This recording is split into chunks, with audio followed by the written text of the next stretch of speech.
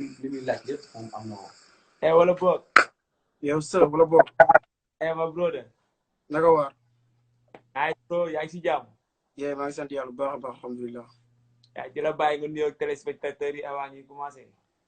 yes hello everybody Bril la maa ngi leen nuyu yéen ñëpp di nuyu waa Sénégal yëpp di leen nuyu yéen di baalu ñëpp ak di baalu ñëpp di ñaan yàlla ñu fekkee ko ay déwén yu bari. yaa Bril yaa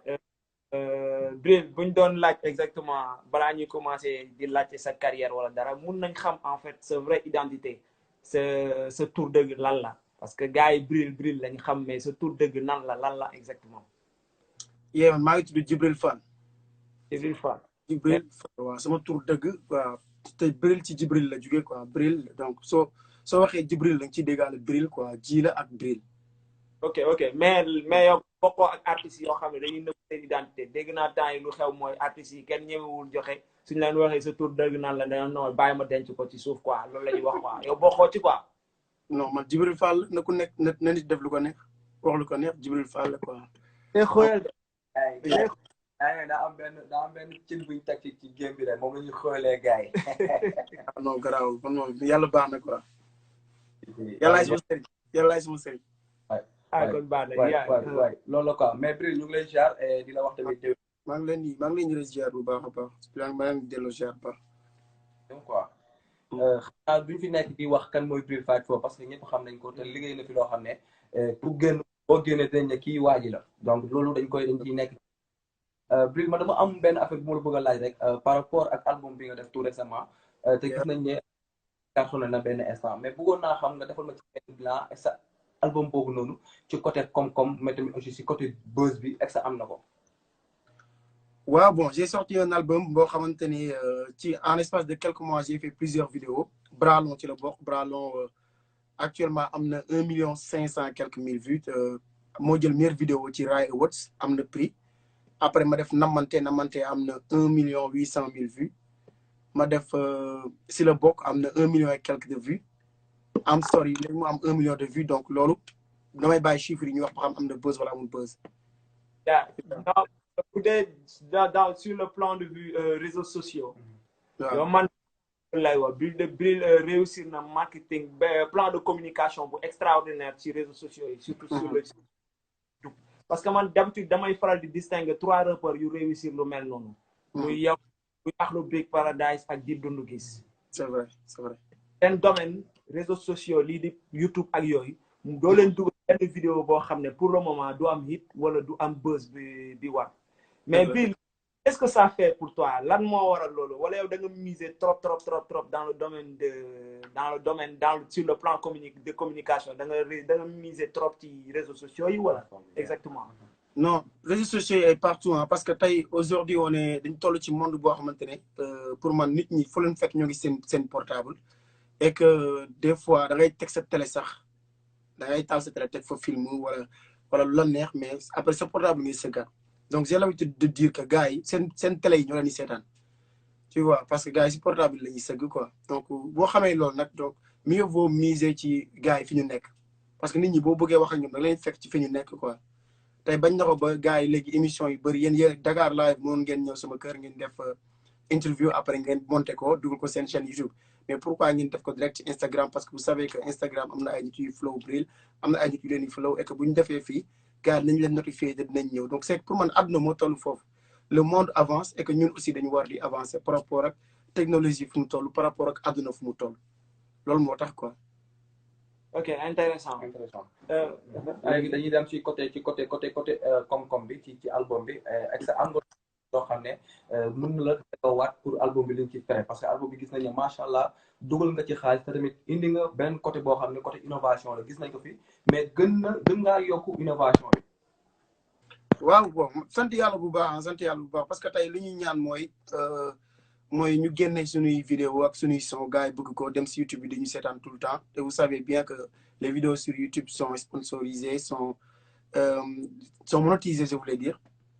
donc te que gars yi tout le temps vidéo yi seen même ay millions de vues on est rémunéré par mois gars yi xam nañ ko et que aussi dañuy am ay ventes digitales sur tout mooy plateforme digitale yëpp parce que album bi tey boo duggee YouTube Google sax nga bind Bril suba da nga koy fekk sur Google sur toutes les plateformes quoi donc c'est sorti comme album international li muy génne donc c'est et que gars yi ñu ngi def ay stream donc y a bokk naa tey ci artistes sénégalais yi ëpp ay stream sur le net moo ci sant yàlla bu baax a baax mais aussi tamit samay fans tamit seetaan nañu ma ñoo ngi jënd ñoo ngi bi album bi génne dama defoon ay support physique yu amoon sous forme de carte USB gars yi ñu ngi doon supporter bu baax a baax doon jënd bu baax a baax en tout cas maa ngi sant yàlla quoi man je ne me plains pas. Bril mun nañ xam exactement combien de ventes jot nga ko def ci sa album bi ndax aussi tamit nuñ ko mën a waxatee tu as réussi ce projet ou bien ay failles yoo xam ne sentir nga ko ci projet bi. non pour man sentir ma ci benn faille parce que je savais bien que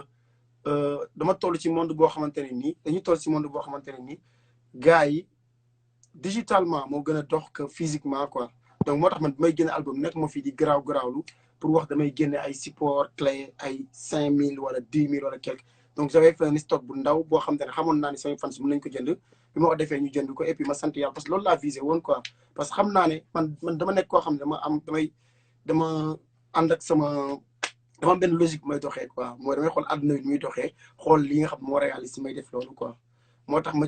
ma ne defuma ci dara loo xam dafa ma gaañ après. ok c'est intéressant. macha allah en fait Bril ba tey ci album bi la ñuy dem Thomas Bril wax na lu am solo mooy moom dafa gën a focaliser wu ci côté digital bi. côté digital macha allah Bril bokk na ci artiste Sénégal yi nga xam ne liñ ciy am au retour bokkut ak ñeneen ñi loo xam ne am nañ ko ci te léegi secret bi loolu la quoi. Bril saa bëgg sax ñu waxtaane mooy gis naa ne am nga lu ñu waxtaane woon maag yow tout récemment ci Star Week nga waxoon ma ko mooy que ne album bi da nga bëggoon def yëpp ay clip vidéo mais man dama gis ne dafa mel ni par 3 mois nga koy def mais Bril da nga am nag xelu utum xaalis bu garaaw nan ngay def ba mën a réussir loolu di ko dugal par 3 mois sa compte. waaw bi album bi génne ba léegi on a fait beaucoup de vidéos on a fait Bralon si la bokk namante après ñu def am sorry def bul ko tardel def mala bàyyi si biir voilà donc pour l'instant man mën naa ne album bi génne léegi presque boo xoolee y a chaque mois benn vidéo bi ñëw quoi et que loolu c'était li nga xam te dama ko programme pour def ko te li ko gën a yàq sax mooy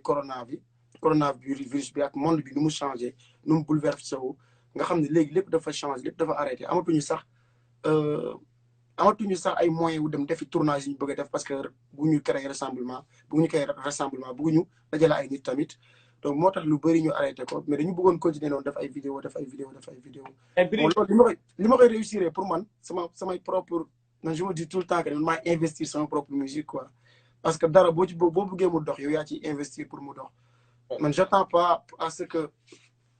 que kenn ñëw ne ma am defal li wala defal li donc man je suis un musicien un chanteur rappeur beatmaker mais aussi qui travaille dans la musique ça dama teg sama label de production boobu tuddee ko Classic Music aujourd'hui qui compose la plupart des hits de la musique sénégalaise et qui participe aussi dans des musiques de publicité de films de documentaire et tout quoi donc en même temps je travaille dans la musique te tey li nga xam ne maa ngi ko ciy gagné yàlla di ma ciy wërsëgal dama ciy jëlaat di def ay di ko indiwaat sama musique di financé waat sama bopp ay clip vidéo parce que tey ku dem ba mën a fay ay clip vidéo ay ñu mel ne Reverse Studio wala We Flag donc ça veut dire que c'est énorme te loolu noonu li ma koy may mooy liggéey rek moi je me dis que àdduna lépp liggéey la. ok léegi Bril maa ngi seetaanoon am na benn interview boo xam ne accordé nga ko woon ak waa Dakar Live TV. doon expliquer que ne yow sa album bi son yëpp yu nekk ci album bi yëpp ngay génne en vidéo. loo xam ne tamit bëri nay artistes yoo xam ne au Sénégal mënuñu ko def parce qu'ils n'ont pas les moyens et aussi tamit ñu pas déverser de l'argent pour en fait sortir tous les sons en vidéo mais yow da nga doon Sénégalais di nga ko def te aussi tamit parce que génne nga je crois su ma jumul 4 sons yoo xam ne c'est en vidéo je sais pas 3. 6 sons voilà 6 sons en vidéo ñaata moo des pour mu génn vidéo. bon normalement 8 mooy des. 8 mooy des promesse il y a normalement 8 mooy des mais il y a bientôt 2 vidéos de l'album qui arrivent. ok 2 vidéos yoo xam ne ñu ngi ñëw léegi bientôt donc et que bu dul woon corona bi xam naa chaque weer damay indil gars yi benn affaire benn vidéo mais corona moo break presque lépp moo break lépp. def système américain yi parce que système américain yi gars yi ñoom ñoo ngi tourné ay vidéo mais dañ koy def supposons mais c'est que xam nga tey par exemple affaire bi c'était des sons yoo xam te ne dafa am ay thèmes yu si nekk yu garaaw quoi yu nekk si biir album bi comme ay mënul nekk ay féewale tu vois jooyu xol donc étudiant ce sont des sons yoo xam ne mënoo tax toog sa biir studio bi tourné ko fi vidéo quoi ay son la yoo xam ne pour nga vidéo ko foog nga génn. non sur le côté réaliste gis nañ ne yow dañ ci indi sa accentuation de trop côté réaliste ay artistes yoo xam ne des fois dañuy tourner seen vidéo nii rek nga yow suñuy faral di gis say vidéo li ngay wax moom ngay tourner te loolu c'est ça donc en fait vidéo la plupart sax boo seetloo sama vidéo web ñi ma koy defal man maay indi scénario man maay ñëw na leen lii ak lii laa bëgg tu vois quand je faisais Bralon je me rappelle dama dem foofu toog ak waa River Studio ñu toog bind scénario bi ensemble man leen lii laa bëgg a def damay wut costume sol ko dem di wuti liggéey après su may wuti liggéey damay dem fekk fa ñu bëri maa leen fay jiitu mais ñoom wax sama scénario idée bi ma amee ñoom aussi ñu partage ak man ñu trouver lu ñu war a def et aussi bi may def aussi tamit si la bokk concept bi sama concept la maa wax Wiflag lii ak lii laa bëgg a def am sorry aussi pareil man maa bind sama scénario yónnee ko Wiflag ne ko lii scénario nga tournel ma ko comme ni mu la ko yónnee donc man noonu laay fonctionner la plupart de mes vidéos. Et parce que lu tax ma j'en suis témoin damay faral di gis même li may fekkee ak Gilbert ay ko ngay accentué wu ci tournage yi nañ ne aussi tamit amoon na benn moment gisoon nañ benn sortie bi nga doon def ci série Pod et Marichou ñu gis benn moment dans ces derniers temps je veux dire ñu gis ne que revenu dans la lan ma waral loolu Pod et Marichou ñoom ñoo ñëw dox si la seet si waat la pour gën a nouer waat partenariat bi wala. Non, c'est que Marodi TV en fait c'est la famille quoi. Tu vois, on a eu à travailler pendant une année def benn liggéey bu colossal bu nice sur la saison 2 de Pod et Marichou j'ai fait tous les sons, les génériques et tout ça, les bruitages et beaucoup de sons yu doon daw film bi sama live Trahison, Gangsta Love, Wéetal Nga Ma, Reine, Joyeux anniversaire et d'autres. Et loolu noonu tey dafa soudé suñu relation quoi ça veut pas dire que on voit pas tout le temps Bril dans les séries que dama am ak ñoom problème wala dara quoi c'est-à-dire c'est toujours la famille et que ñoo ngi déggante saa bi ñu war a déggante man saa yu maa ngi temps pour dem fa maa ngi fay dem tu vois ñoo ngi gisante ñoo ngi déggante tout le temps et que dañu nekk di am ay projets yoo xamante ne peut-être Bril il a d'autres projets man tey par exemple maa ngi si ay projet Bastoum maa ngi si ay projet Safari maa ngi si ay projet Djiba maa ngi si ay projet Le Diwan Ji maa ngi si ay projet Abdou Guité Seck Djibi Dramé Ndiolé bien d'autres su may lim fi ba suba artistes yi duñu jeex ñu mën a ñoo xam maa ngi seen i projet donc peut-être problème de time bi mooy am des fois quoi mais Marodi on est toujours ensemble quoi. ok parce que lu tax ma lay laaj loolu y avait un moment da nga defoon benn sortie on voyait bien en toi benn cri de cœur boo xam ne génn nga ko woon parce que du fait que ne jotoon nga travailler un projet avec Marodi sur la série Pod et Marichou mais saison bi après ils ne t'ont pas contacté. mais ñu gis loolu en fait musuma ko def ça ma expliqué la tey nag en fait dama def benn interview boo xam ne j'ai très bien expliqué que ni Marodi TV benn entreprise la boo xamante ne bu ñuy def benn film saison bi mën na ñëw jël Bril benn saison bi stop ñu jël keneen parce que bëgguñu monotone mën nañ ne saison bii di ñëw bu ñu jëlaatee Bril on va avoir les mêmes choses donc on va essayer de changer pour ñu am leen lu différent seulement journalistes yi nga xam ne ñooy renommé titres yi ñooy bind lu leen neex. ok loolu am na musuma wax loolu quoi journalistes yi ñoom ñooy yàq li ngay wax bind titre bu leen neex après soo sekkee titre bi kese ngay am da ngay yaakaar ne Bril moo dem di kaas wala dara alors que musuma loolu du sama wax quoi du may wax loolu. man xam naa la je te connais très bien. mais aussi tamit saison 4 bi son bu génn épisode bu génn ñu dégg Bril ci suuf en fait ndax daf lay fàttali ak waa maîtresse d'un homme marié tamit ndax da lay fàttali parce que tamit quoi qu'on puisse dire tolloon nañ benn moment boo xam ne artistes yi yëpp même mbalaxamaan yi sax Bril sax rek ngay dégg parce que foo toll foo dem nga dégg son Bril di daw ci suuf est-ce que ndax lu en fait buzz bi nga amoon ak léegi est-ce que ndax mu ngi ressurgir wala en fait dafa xaw a stable mun nañ xam loolu exactement. ah non man maa ngi sant yàlla ci côté boobu ba léegi parce que pour man tey la sama fan si gën a yokku ñi ma xam tey la gën a yokku tey boo seetloo boo defee sondage par rapport ak Bril il y a 2 ans ak Bril léegi ba léegi nga dem dugg si YouTube bi nga xool affaire yi ma génn si année bi comme Bralon comme Namante comme si la bokk comme affaire yooyu da ngay xam ne c'est resté constant quoi nekkul benn Bril boo xam ne gars yi dañu ko fàtte wala dara il y a toujours des fans qui sont partout dans le monde qui attendent que man ma génne benn affaire ñuy xaar ma indi affaire bu bees ñuy xaar ma génne lu naas et puis maa ngi liggéey pour loolu quoi man je me dis que tant que maa ngi ak sama xel tant que maa ngi sama temps tout le temps damay def affaire yu gën a kaw lu ma doon def quoi loolu moom aw ma ci benn lu may ragal. macha allah léegi Bril wax nañ ci album bi wax nañ si sa digganteeg li nga xam ne moo nekk maro bi mais avant ñuy dugg ci projet yi dañuy xaw a def benn stand by en tant que chef d'entreprise nekk entrepreneur parce que wax nga ko léegi mu yoo xam ne jël nga leen yàlla ngi fay vu la situation actuelle dafa am dal surtout nag musique bi yéen ñi nga xam ne peut-être seen affaire guddi la doon gën a dox ci événement yeeg yooyu noonu yi doon am Sénégal te instant bi dañoo aaye dajaloo bi mais le président de la République woote woon na fi palais de la République autant pour moi ñi nga xam ne ñoo nekkoon artistes yi ci côté rap bi est-ce que gis nga ci sa bopp ci loolu. bon man loolu noonu gis comme ni nga koy yëgee nii man noonu laa koy yëgee quoi man je me dis que des fois je me considère comme le seul musicien de la musique sénégalaise. Je m'explique. Parce que je me dis que je suis dans mon monde, je fais ma musique pour mon public, pour les Sénégalais. Je ne suis pas là à calculer ben artiste lan lay def, ben musicien lan lay def, ben artiste bi li muy wax, ben musicien bi li muy wax. Man damay calculer man damay def par rapport ak sama public, par rapport ak sama musique et tout. Moo tax affaire yu bëri calculer wu ma ko. D'ailleurs sax gars yi damay duñ ma musa woo ci affaire yooyu noonu musuñu ma ci woo donc duñ ma si musa woo et puis je les blâme pas je du ma toog naan pourquoi woo ñu ma pourquoi nangam sangam parce que je me dis que en fait man du loolu mooy sama mission quoi man sama mission c'est de faire une très belle musique ma woy ko woy bu neex wala ma rap ko rap bu neex composer ay mélodies yu neex gars yi déglu ko apprécier ma saafanteeg samay fans gën leen ay vidéos yu nice su ma amee time dem ay def ay concert ay tournée nationale ak internationale gérer sama carrière musicale quoi man bon ci loolu laa nekk quoi.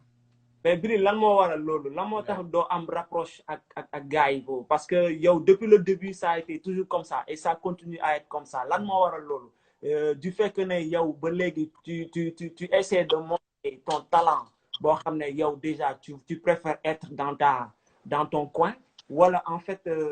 aussi tamit gars yi ñoom ñoo nanguwul reconnaître sa talent wala aussi tamit gars yi dañ la bëgg a bun xatal parce que tu as un talent extraordinaire.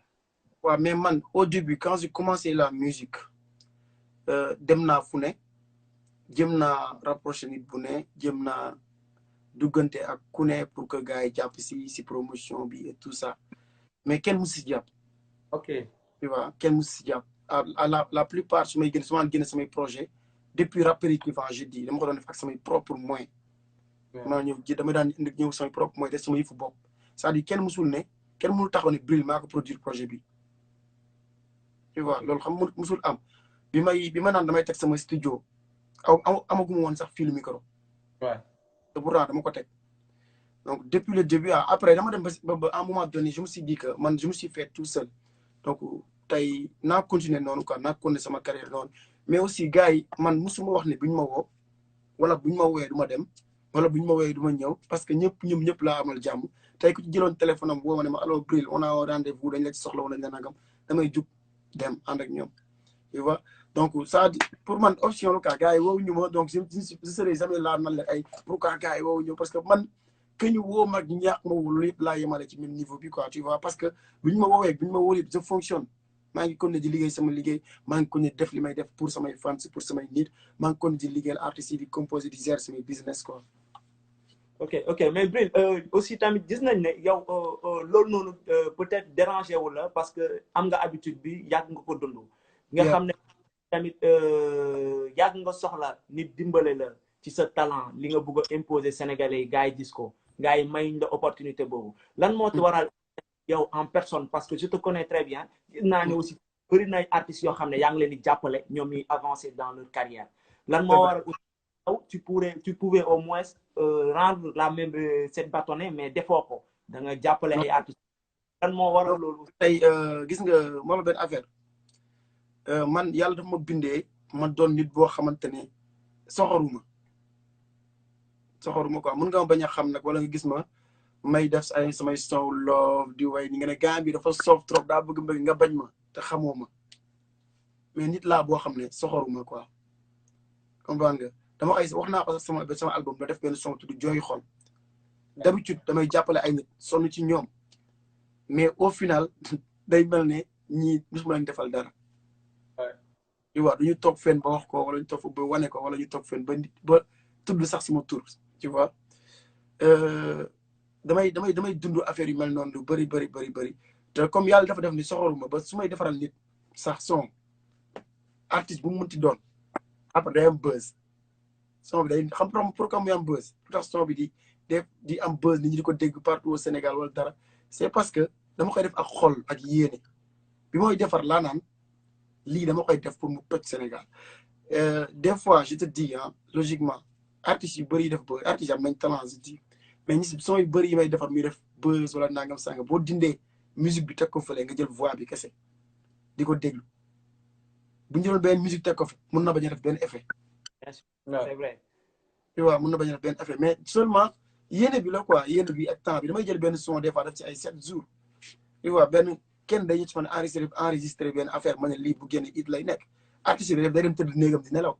man ma toog fii pendant 7 jours wala 10 jours di recherche ban note laa war a jouer ban accord laa war a jouer ban ligne de basse laa war a jouer ban affaire laa war a jouer mais loolu bu génnee après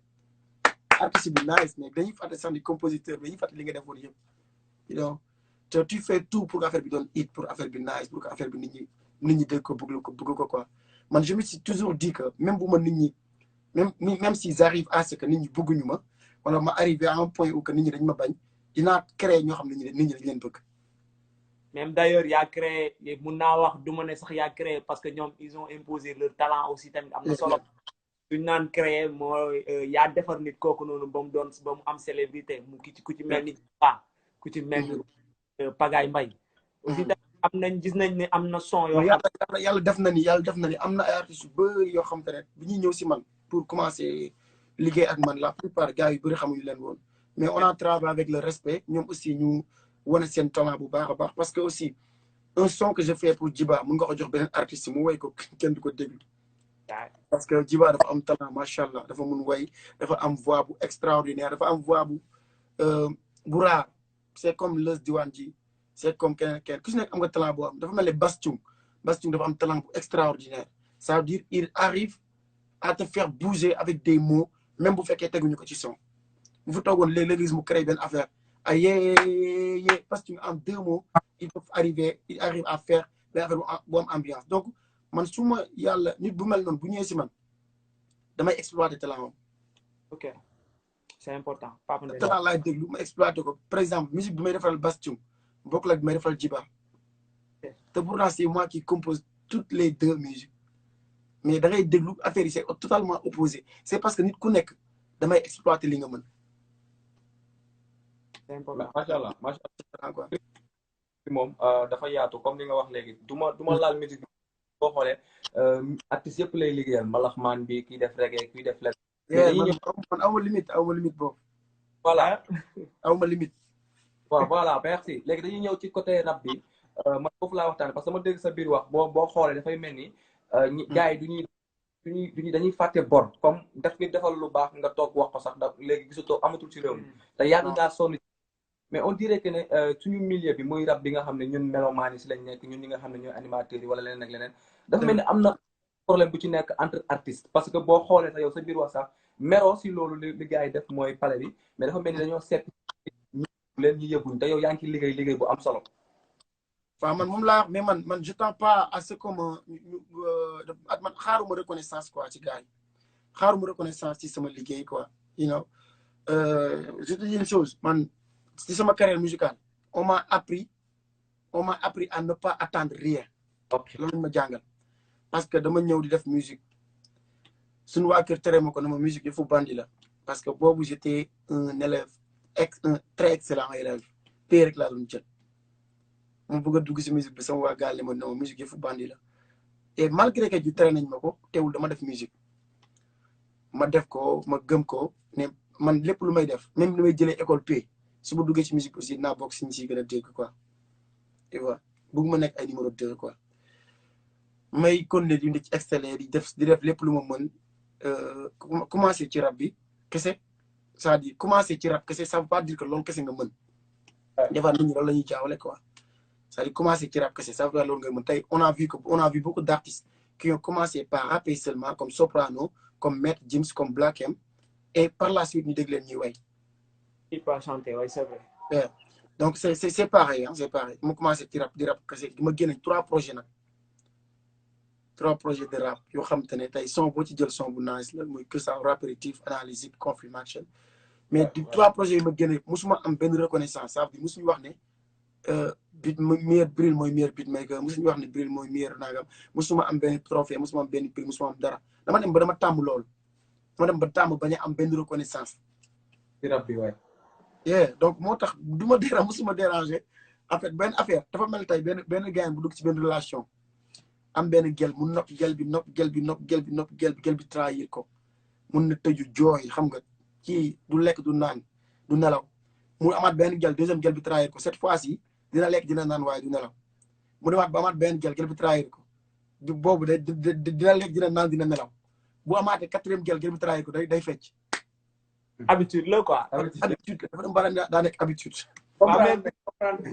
Bril man ba léegi sa réponse man xaw na ma desee doy quoi parce que Papa Ndene lu lay wax yow yaa ngi jéem a esquiver question di jéem a teg ay thèses yoo xam ne day jéem a réeral bopp sénégalais. mais man en fait je donne des réponses très logiques avec des exemples quoi pour nga comprendre. non comprendre mais Papa Ndene lu la laaj mooy am na artistes yoo xam ne da nga leen jàpp ne ba ñu am niveau boo xam ne sax mun nañ jàpp ne yéen a tolloo niveau te alors yow yaa leen rawoon niveau gars yëpp xamoon nañ la sax au moins comprendre nga. dëgg la. moment léegi ñoom sax ak yow da ngeen di diirante mbagg. wala sax des fois dañuy toog reconnaissance bu ñuy wax mooy des fois au moins buñ la waxee sa carrière musicale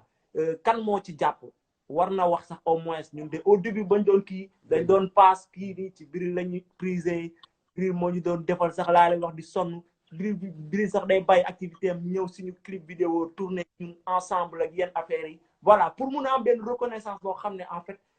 mun nañ la ko jagleel yow tu seras vraiment de ça au moins parce que def nga œuvre dur labeur boo xam ne au moins am nga merci. non c'est que man avec la musique gis nga lu ñu naan aduna dafa doon loo xam te ne plus ngay avancer plus que ngay am expérience plus que ngay am maturité ci li ngay def. gis nga nu mu nekkee ci àdduna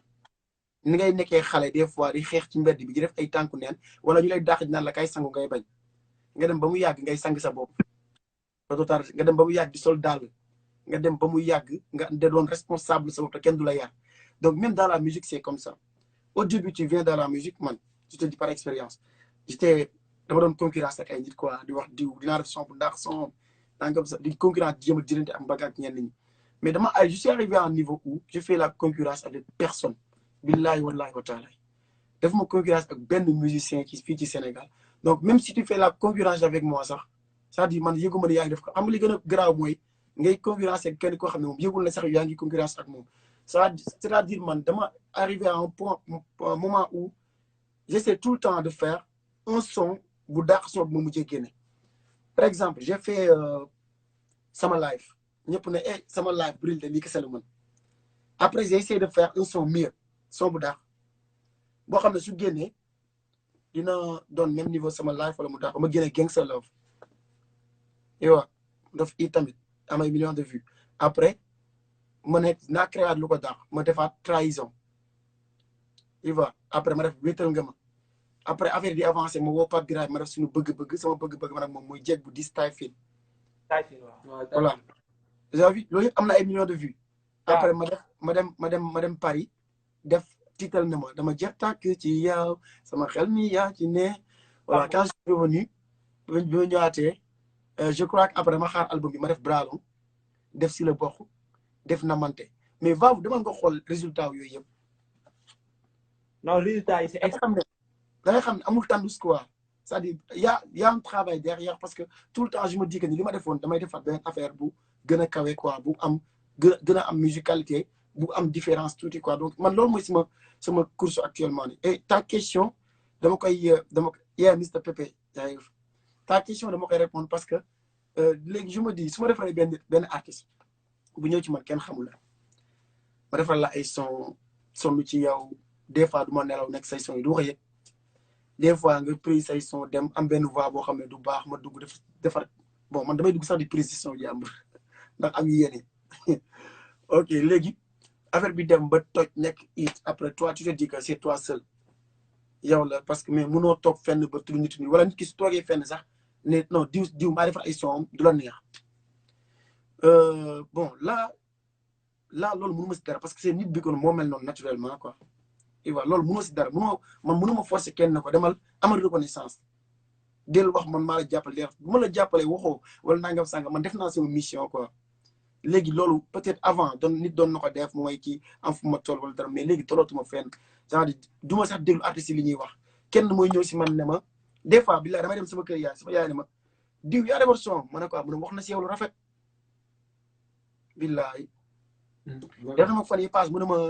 Yves Niang dañ ko invité benn télé muy wax si yow rafet ne da nga kaa jàppale parce que da nga kaa fekk kenn déglootu ko mu ñëw sa studio nga defal ko son defal ko lépp laaju ko xaalis laaju ko dara defal ko lépp gratuitement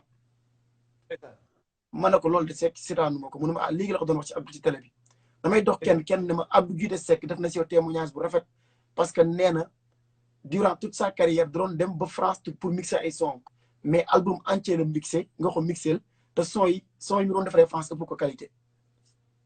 te da ko ci jàppale donc moo tax ma ne la tey reconnaissance bi artistes yi di am par rapport ak man loolu dama du sax léegi du ma sax xool lu ñu wax wala lu ñu kii quoi damay dox si mbedd mi wax na ko et puis ça fait un très grand plaisir quoi. Bril daal yow daal su ma la comprendre bu baax bon ci rap bi rappeurs yi quoi ñoo ak Bril dafa benn daal mooy loolu su ma comprendre ci li ma tontu quoi. Bril dafa jaar góor. non yow rappeur en fait même les rappeurs ça c'était avant quoi mais maintenant tout est différent. yàlla xam ne tout a changé donc à un moment donné tout a changé man dama évoluer mentalement et que affaire yu bëri nekkatuma si quoi yàlla xam na ko. ok c'est important Bril léegi mun nañ commencer suñu question quiz. répondre par oui ou non. wala aussi tamit nga répondre par tu fais un choix. wala aussi ma bañ a répondre rek.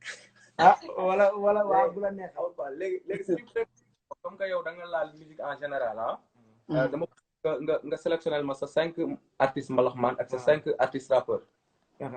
sama 5 artistes rappeurs ak sama 5 artistes mbalaxmaan. je commence par mbalax waaw Youssou Ndour Wally Seck. dëkkatuma leen waaw Youssou Ndour Wally Seck. Youssou Ndour Abdou Guité Seck. Youssou Ndour mooy premier. waaw Wally Seck Abdou Guité Seck. Abdou Guité Seck 3. Père Thione Seck. Thione Seck 4. ak Bastoum. Bastoum 5. waaw Bastoum 5. Rahman Youssou Ndour Wally Seck Abdou Guité Seck Thione Seck Bastoum. déplacement 5 artistes mbalaxmaan. 5 rappeurs. Omzo Dollar. Omzo Dollar 1. Dip Doundou Guiss. 2. Samba Peuzzi.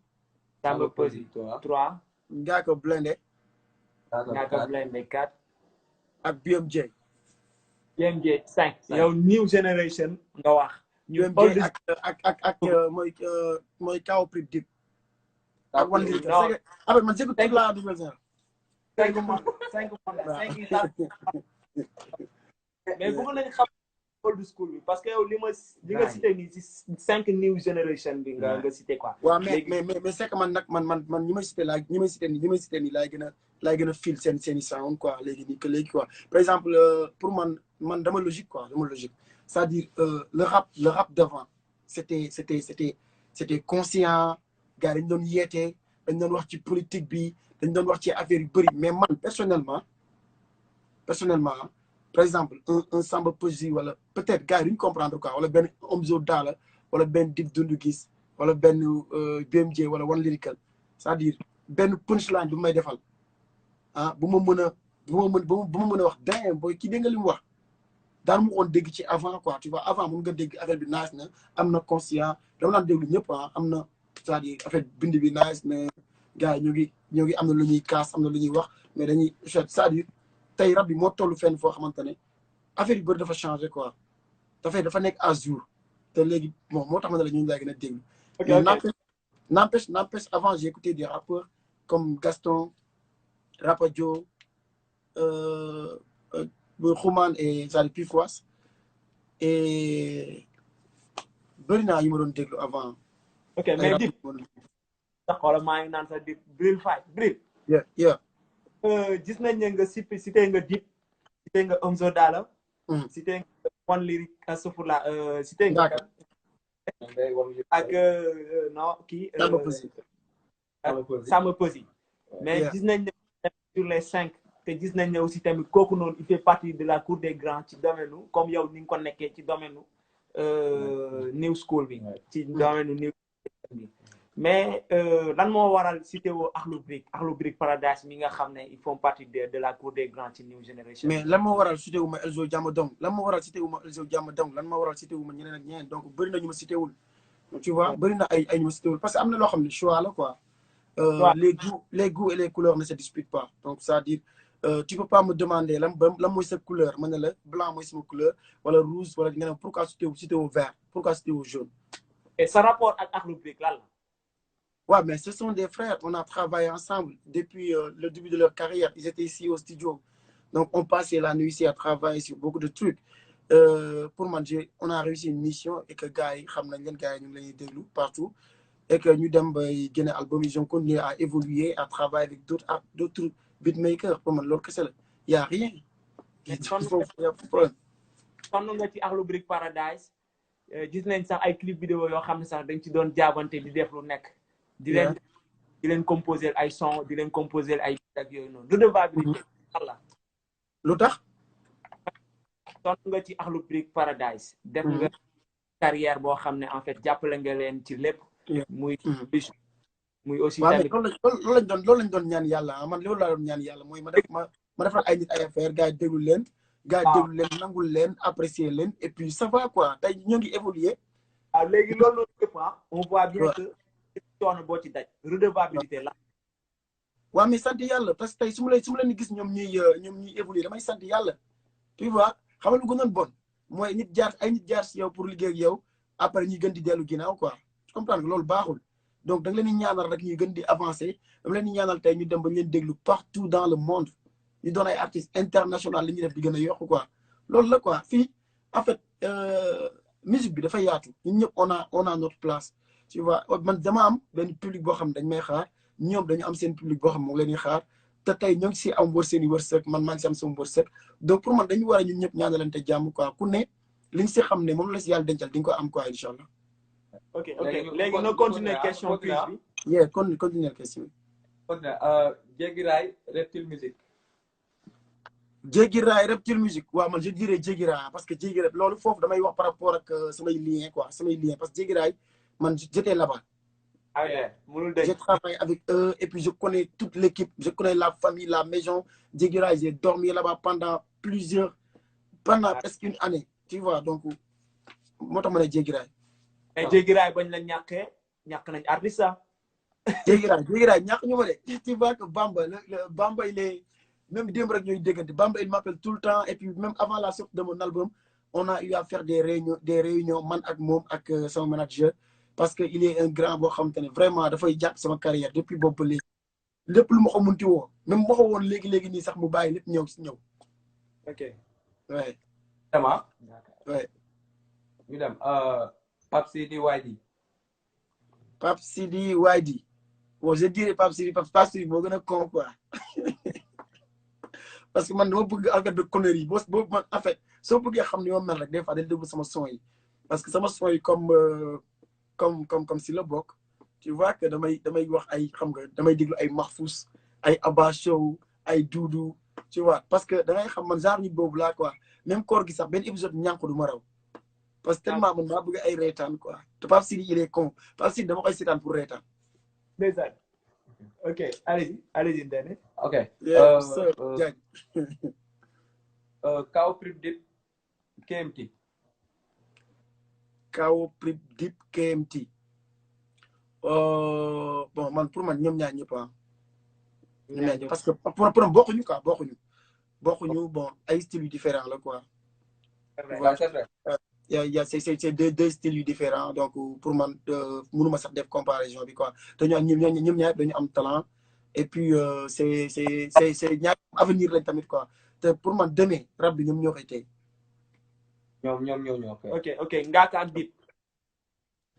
Ngaaka ak Dip bokkuñu tamit bokkuñu Ngaaka ak Dip faut même pas les comparer toi des fois parce que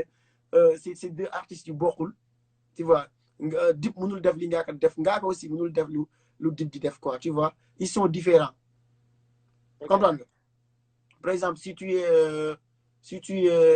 un gars boo xamante ne da nga ñëw pour am bëgg ay punchline ay affaires yu da nga sam tu diras Dip quoi. Si tu veux un gars boo xam ne da nga bëgg ay son yu relax ay son yoo xamante ne da ngay déglu vite fait nga comprendre ay son yu lay déliré loo tu diras Ngaaka quoi. après yow da nga bëggoon dox suñu mind. nga foog na ñun nga mën a dox suñu mind. loolu yëpp tous les deux ñaar yëpp laay déglu ku ci nekk parce que ku nekk daam ay délire parce que des fois am na yoo xam ne doo def choix quoi mënoo def choix. doo mën a def choix kon doo mën a Youssou Ndour ak Wally Seck duñ bokk ndam te musique la mbalax la xoolal. Youssou Ndour ak Wally Seck am na moo tax ma ne la en fait dafa am y a des par exemple je veux dire une chose dans la vie tout est question de perception par exemple tey boo xoolee benn ça dépend ci fi ngay taxaw pour xool ko ça dépend ci li ngay bëgg quoi moo tax ma ne la Dip ci mën nga soxla benn affaire boo xam ne si moom nga koy amee mais aussi mën nga am loo soxla loo xam ne si Ngaaka Blindé nga koy amee quoi.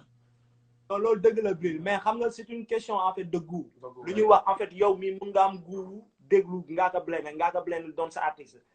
d'autant plus aussi tamit mën nga am goût déglu moo tax ma ne la ñoom ñaar ñëpp laay jël parce que pourquoi ma jël ñaar ñëpp ku si nekk am na lu muy choisir si yow. Bril xoolal waxal benn rek wala ngeen. non du ma wax benn de jël naa ñaar yëpp. waaw léegi allez-y ba tey parce que tamit Bril ku wax Bril xam ne ci ay soundam franchement à chaque fois day woy li nga xam ne mooy côté mbégeel pour gars yi di gën a defal xol yi. non damay dem jeexagul Bril bu xees wala bu ñuul jigéen bu xees wala jigéen bu ñuul. man jigéen bu rafet. en fait c'est que vos questions là c'est une question yi c'est pas des questions. c'est-à-dire ces questions-là c'est pas des questions yoo xam te ne man loolu mooy samay question quoi par exemple man jigéen xooluma ci mu xees wala mu ñuul quoi. ok léegi taille fine ak poids lourd. waaw man sama way bi taille fine laaj tànn Pape Birame tànn poids lourd. ok léegi nu ñu ko mën a waxatee. nit ku am diine wala nit ku tegu ci mot. nit ku am diine yow man dama bëgg ko am diine rek mais yow nga xam ne man damaa dëng il faut que ma am ko am diine. ok waaye ba tey dañuy dem léegi waat ci musique bi rek ba tey loolu c'était juste waxtaan bi génnee stress bi am na kuy laaj léegi ci question yi wala lu wax am question yi après di rappeler mbokk téléspectateurs yi ñuy dugg léegi nii ñun ñoo ngi en direct avec Bril Fight For depuis sànq ba léegi ñoo ngi ak moom nii pour juste une séance d'interview boo xam ne ñoo accordé ak moom. Voilà, di leen rappeler que vous êtes en direct tout juste après inchallah rabbi mun ngeen poser seen question Bril Fight For inchallah rabbi dina leen répondre à tout un problème inchallah rabbi bu neexee yàlla. voilà Bril yegg na mun nañu xam en fait ce choix bi ba tey. choix bi soo doon tànn entre Samba Peuzzi ak Hakill kan ngay tànn. Samba Peuzzi ak Hakill. waaw non entre ces deux entre man saa yi ba ma joxee ñaari rappeurs je vais dire honnêtement. honnêtement ku ci nekk daam lu ma soxla si moom. ok donc producteur nga xam naa ne day xaw a difficile. voilà man entre deux rappeurs sincèrement fii ba suba jox ma deux rappeurs ku ci nekk ma tànnal li ma bëgg si moom. ku ci nekk tu vois par exemple je vais te donner un exemple bu ndaw laa la jox si Hakill ak Samba Peuzzi. Hakill il fait partie des meilleurs rappeurs du Sénégal Hakill parce que Hakill dafa am plume. c'est-à-dire Hakill bu nga ko xool nii rek mu saf la mannequin sans l'écouter nga jàpp ni mënul rap parce que gars yi des fois noonu la ñuy juger mais je te dis rap Galsen amul ku dàq bind Hakim sincèrement. ok yaa ngi comprendre Sama Peuzzi pour man moom mooy bastingu rap bi c'est-à-dire moom moo dàq ñëw def son boo xam ne foo la day ñëw foo par force da ngay nangu ay su ma sañsee ñëpp kontaan waa c'est-à-dire dafa mun foo quoi te loolu ñëpp mënuñu ko am na ñoo xam bi ko doon def sax duñ ci jekk ak yoole en fait c'est un artiste free mun foo mun kaf loolu du ñëpp ko mën am na ñoo xam ne bi ko doon def sax laa duñ ci jekk lu naay si ñoom you know donc pour être en particularité ba pare Sama Peuzzi day def ay punchline yoo xam te yow sax doo ko foogee tu vois donc ay affaire yu grave say boo déglu son boo ci bàyyee xel bu baax ah 7-4 mesures dina am benn punchline bu sadik bu fa nekk. dëgg la c'est important. gars yi dañu ko comprendre mais il est excellent. ñu continuer ah. ok c'est important. merci mais Bril. mais nag Bril lan ngay xaar pour teg benn événement bu ngand parce que yow li ngay génn moo ëpp yow say génn moo ëpp sax nga jeex waaw jeex na say génn moo ëpp nga teg sax benn programme parce que yàggul dara dégg nañ la ay Toubacouta nga def tournée avant feebar bi mais gisaguñ nga teg benn affaire bu mag fii nii Dakar comme ni ko ñeneen ñi defee lan ngay xaar. waaw loolu nag moom lañ doon waajal ñoom lañ doon waajal di ci liggéey bu am solo man samay staff ak ñi ma jege ñëpp ñu ngi si doon liggéey bu am solo et on s'est dit joxe avance bi def li ñu war a def lépp donc même. loolu yaakaar naa ñoo ci jeexantal émission bi léegi on va répondre les questions des téléspectateurs yoo xam ne ñoom ñoo ngi koy poser Bril Fight. am na question nee na ndax yaa ngi génn ak Marichou ba léegi tu sors toujours avec Marichou. loolu moom yoonam nekku si nag wax dëgg fa yàlla. war na xam sa fans la. non loolu yoonam nekku si. loolu vie privée la quoi moom moo ngi génn ak ki mu doon génnal ba tey. ok Bril lim la laaj question bu pertinente la. parce que dafa bëgg mais loolu yoonam nekk si. am na keneen tamit kuy laajte nee na exactement ndax Bril lan moo tax moom bu lay woo ba sonn doo ko jël téléphone. lan moo tax bu doo ko répondre. peut-être gisuma appel ma mais sincèrement parlant ku ma gis appel dama lay woo quoi dama lay jël wala moo defaat la si wala même nit ki bu fekkee da nga koy woo mu nekk nit koo xamante ne parce que yàlla moom moo def ñu bëri xam ko et que peut-être dina jot ay appels yu bëri ba du xam kan moo ko ci woo kan moo ko mujjee woo soo ko woowee jotoo ko bàyyil ko message quoi man képp ko bàyyil message ma ñëw lire sa message dama lay tontu wala moo wala incha allah. ok X-Man à la baguette nee na ziar Bril mais rab bi lu tax nga bàyyi ko sa flow da c'est que gars yi en fait xam la mooy seen problème ah gars yi wax rab bi lu tax ma bàyyi ko ñëpp c'est parce que li may way moom moo tax ñu jàpp ne dama bàyyi rab man li may way moo lañ bëgg ma bàyyi ko di rap kese xam nga avant dama doon rap kese léegi ma ñëw boole ci di way parce que bi ma commencé di way yàggul. même sa album bi ak. waaw way bi dafa guma ci 2 ans yu mat sax presque. dëgg la même sa album way bi yàggul quoi bi ma commencé di way yàggul man li ma rap yëpp depuis 2005 maa ngi rap 2005 ba 2017 et tout dama rap léegi bi ma commencé di way kese yàggul léegi maa ngi way mais aussi maa ngi rap c'est sama biir album bi am na dégguma am na gëm sa bopp Mandé Seck Layton Hamilton am bul ko tardel Mandé Seck Suwaadu am sarax am li ci sama xel suma yëpp ay rap la. dëgg la mais comme damay way yi gars yi di gis may way donc du coup seen biir xel comme que ñoo ngi may gis may way rek léegi rabatuma quoi damay way léegi ñoom dañu am seen conception benn Bril boo xam ne seen bopp la nekk même bu ma rabee sax rab bi way lañ koy jàppee wala dañ naan rabatul. ok Peuzzi Pokémon pourquoi aussi pas assez de collaboration ak ay artistes lan moo waral aussi tamit bëriwoo ay collaboration yooyu def wala ay featuring yooyu def ci ay artistes quoi en fait. waaw mais ñi wax loolu mooy ñi nga xamante ne peut-être 2017 lañ ma xam. ñi ma xam 2017 ñi ma xam 2017 peut-être ñooy wax loolu. mais man ku ma xam-xam ne j'ai fait des collaborations avec presque artistes yi nekk Sénégal yi nga xam ne ay rappeurs lañ. bu dama la dégluwaat analyse nga xool ñaata featuring ñoo fa nekk analyse y avait Gaston y a Ombre Zayan y a Bouk Susen Kumpa Purpose the Writer tu vois y a beaucoup son premier album son premier CD répétitif amoon na Akhlou Brick Paradise am Seven Sots am Takri King Milka am Balvada am Gaston am Mariota depuis toujours on def ay collaboration ak yeneen artistes yi yàgg loolu depuis sama carrière yëpp bi ma commencé waaye léegi Pape Birahim laa ko defal benn son boo xam ne gars yi xam nañ ko def naa aussi benn son ak Baxaw ñu reprendre benn son Omar Pène après dans mon album j'ai fait un son avec Abdou Djité Seck mon grand ma def ak son ak Souadou def son ak Clayton Hamilton donc waaw Canabasse on a fait un son Edmo Flow on a fait un son tu vois yàgg naa def ay featuring ok léegi Bril am na posé benn question benn artiste la nee na artiste yu ndaw yi ñoom ñu bëgg a composer ñoom ñu bëgg a enregistrer nan la ñuy def ba mun a ñëw dugg sa studio est-ce que munoo bàyyi